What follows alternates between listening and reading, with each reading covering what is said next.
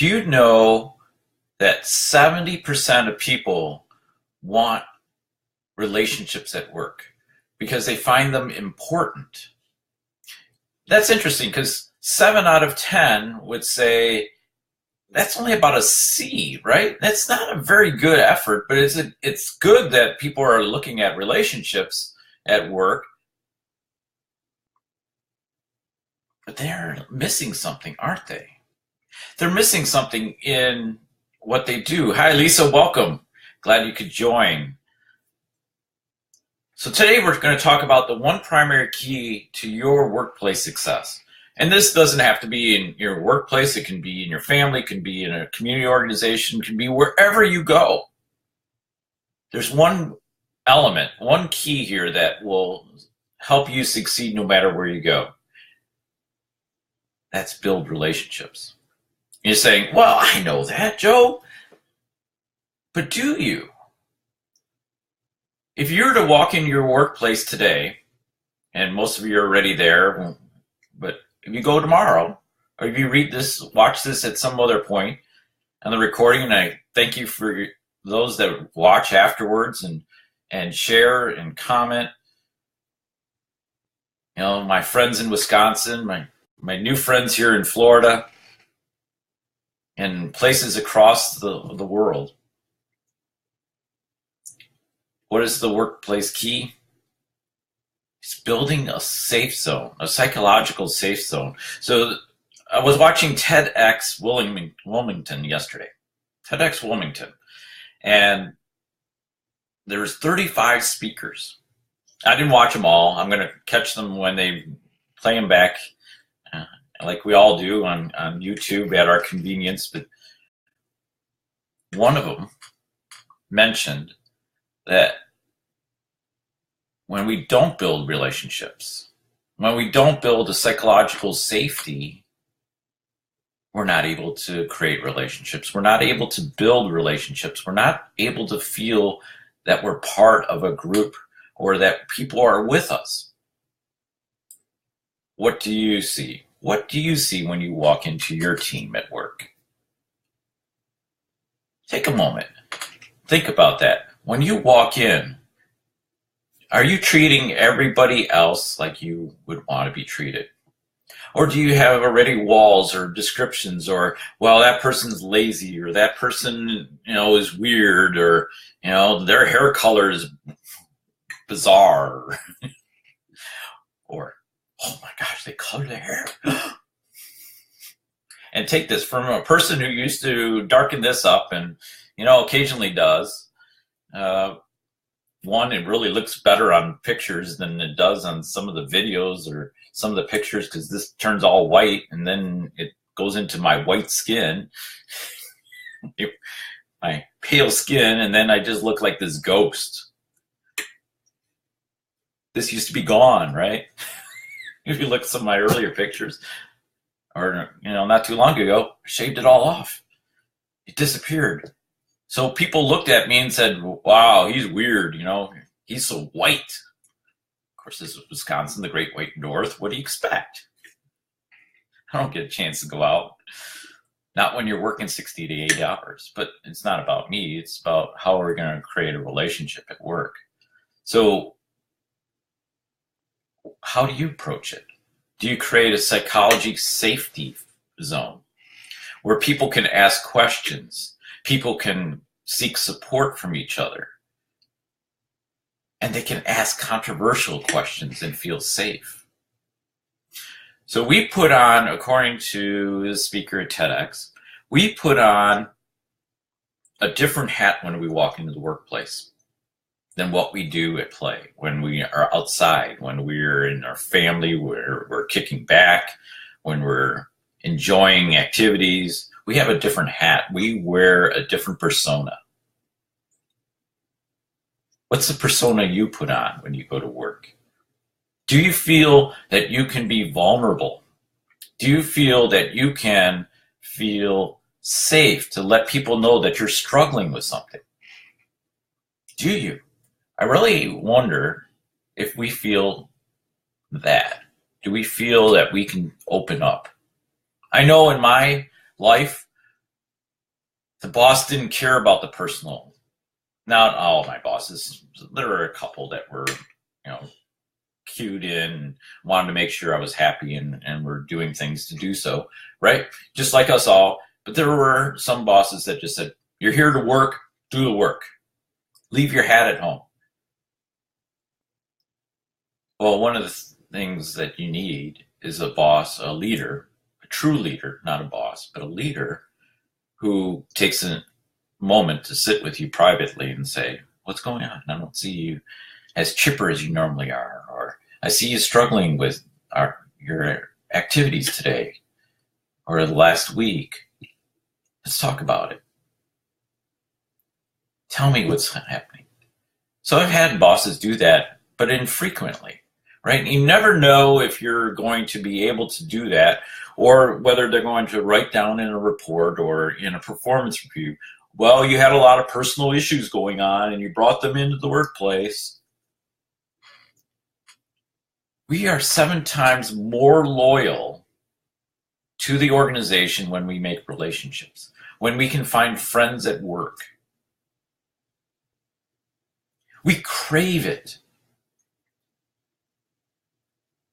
Why are we disenfranchised with work? Why do we just check in and check out? Because of one thing.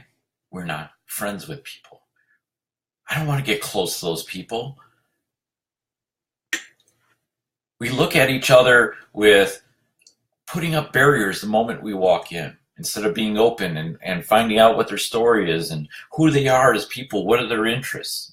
We don't make connections well. We all say that we want connections, that we want relationships, but we sometimes don't do the work ourselves. We want the other person to come forward to us. So as we're drinking our coffee this morning, and you can see this is the Entrepreneurial Collaboration Center here in Tampa, Ybor City, and they seek to help entrepreneurs step up, to, get the funding they need to be able to do the things that they need as a team, because they're on their own. People are often on their own, trying to make a difference, trying to work through their passion, trying to create something of value. What is the environment? Do you have collaboration? Do you have a safe zone? I want to share this with you, and I will share it with you. I was taking these notes yesterday, scribbling like crazy. You might be able to see my paper now. It was just coming so fast, I couldn't even take the time to get another sheet of paper. So I rewrote it. 42% of people in the workplace don't have friends. They're seeking to be part of something, but they may not know how to make friends. They may be feeling that their boss doesn't have their back. Sometimes the boss has to do what the boss has to do because, there was conflict between the employee and another, or between the employee and the customer, and the person has to step in. The leader, the boss, the supervisor, the person in charge has to step in and make something that's outside of the rules of the organization so that it takes and brings down the level of conflict.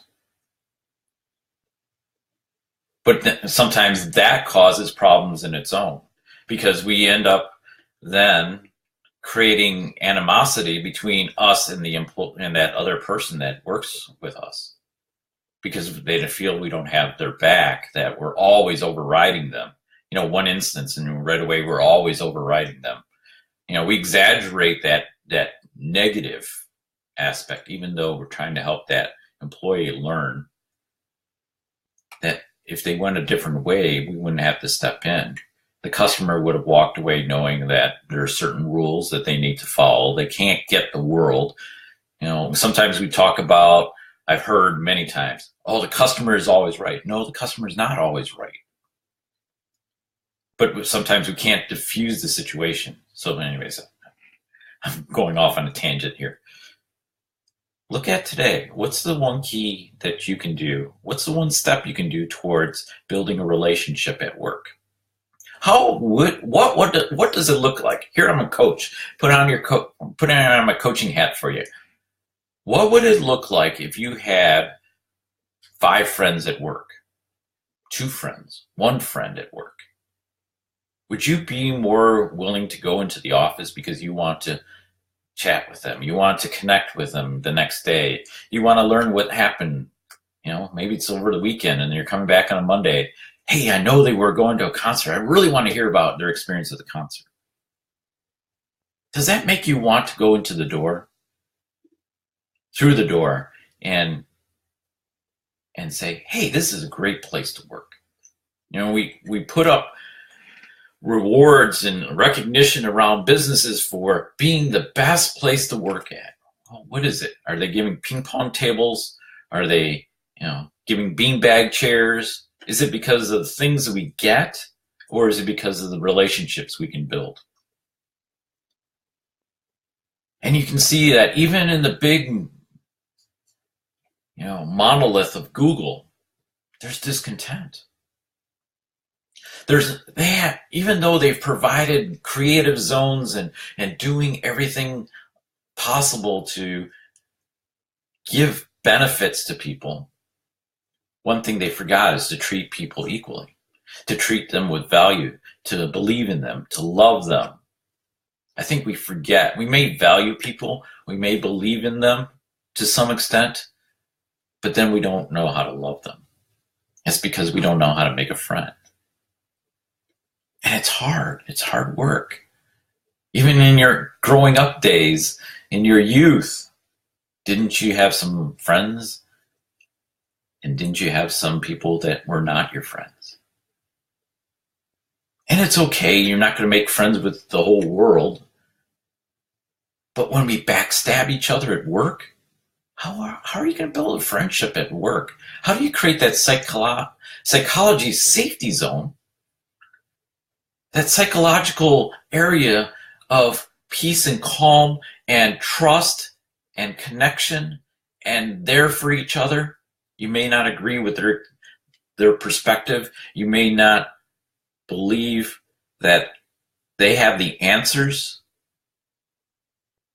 but you believe in them. You believe that they're valuable, that you believe in them as a person.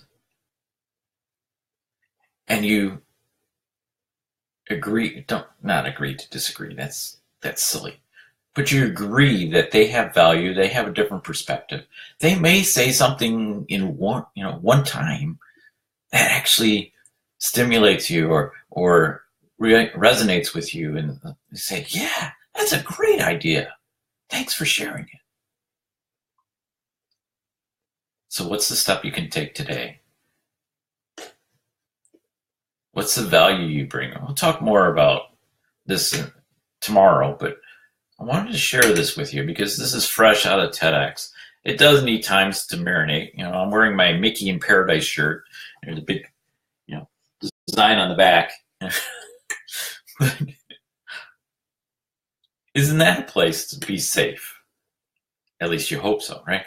There's some stories out there, right? But for the most part, right, it's a safe place. Because we're at play, we trust more. Our barriers are not established to say, well, we can't trust that person, right? When we're at play, we trust people more because we can talk through and be in an area that we can engage with people and we know they've got our back. So what is it that we're going to do as we drink our coffee or beverage or whatever, water, whatever it is that you drink? How are you going to get more loyal to the people around you, whether it's at the workplace, whether it's in the community, whether it's in your family? Because I'm guaranteeing you, there's somebody in your family that's got an issue today that needs your help, that needs to be able to say, I'm glad they're my friend. I'm glad they're here for me. I'm glad they're going to help me lift my arms when I struggle. Say a kind thing. What is it that you're going to do? What will you do today to help somebody know they have a friend?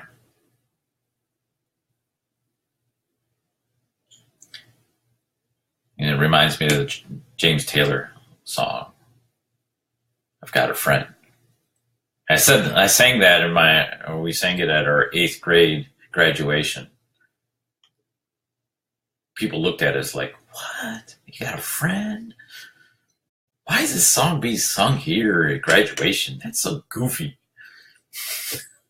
It was goofy, but it spoke to something that we learned back in 8th grade, and as we were growing up together in the same school. There are friends there. We may not have liked all of them, but we knew that they are people in good standing, people that had good thoughts, even though they may have been goofy and caused trouble, all that. Some of the people there made you loyal to the school, made you wanting coming back every day, much more than the education that you got. So today, let's take a look at that. Let's look at what you can do. Let's see how you can help provide that psychology, that safe zone, that point where people can feel safe. Shouldn't it be just like at play? Yes, we have to get things done, but can't we do it together? That's the thoughts from the top, from the apex. Be well, do good things, keep in touch, like, share. Please give me a comment. What can you do today? What's one thing you're going to commit to making a friend? Be well. See you soon.